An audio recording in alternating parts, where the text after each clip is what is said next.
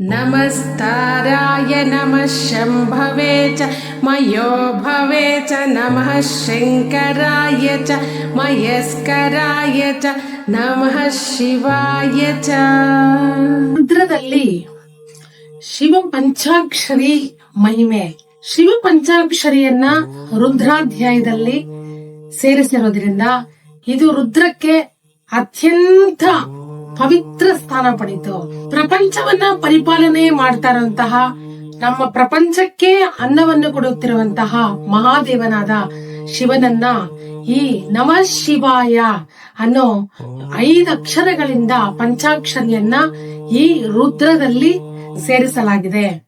ಅದು ಎಲ್ಲಿ ಬರುತ್ತೆ ಅಂತಂದ್ರೆ 8ನೇ ಅನುವಾಕ್. ಅಂದ್ರೆ ರುದ್ರ ಒಟ್ಟು 11 ಋಕ್ಕುಗಳಿಂದ ಕೂಡಿದೆ. ಅದರಲ್ಲಿ 8ನೇ ಅನುವಾಕ್ಗೆ ನಮಃ ಸೋಮಾಯಚ ಇಂದ ಅದು ಆರಂಭ ಆಗತ್ತೆ. ನಮ್ಗೆ ರುದ್ರಾಭಿಷೇಕ ಸಂಪೂರ್ಣವಾಗಿ ಮಾಡಕ್ಕೆ ಆಗ್ಲಿಲ್ಲ ಅಂತ ಹೇಳಿದಾಗ 11 ಋಕ್ಕುಗಳನ್ನು ಹೇಳೇ ಮಾಡ್ಬೇಕು ಅಂತಿಲ್ಲ. ಇದು ಸರ್ವಶ್ರೇಷ್ಠವಾಗಿರುವಂತಹ 8ನೇ ಅನುವಾಕ್ನಲ್ಲಿ ಈ ಶಿವ ಪಂಚಾಕ್ಷರಿ ಮಹಿಮೆಯನ್ನ ಸೇರಿಸಲಾಗಿದೆ. ಅದಕ್ಕೆ ಇದನ್ನ ಚಮಕದಲ್ಲಿ 3ನೇ ಅನುವಾಕನ್ನ ಜಪ ಮಾಡಬೇಕು.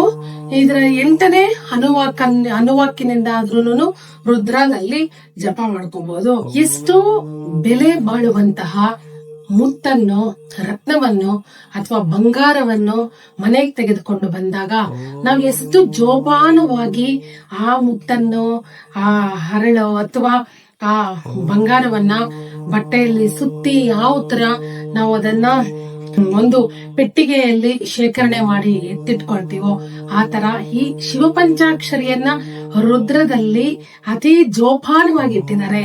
ಅಲ್ಲಿ 5ನೇ ಇದೆ ನಮಃ ಶಿವಾಯ.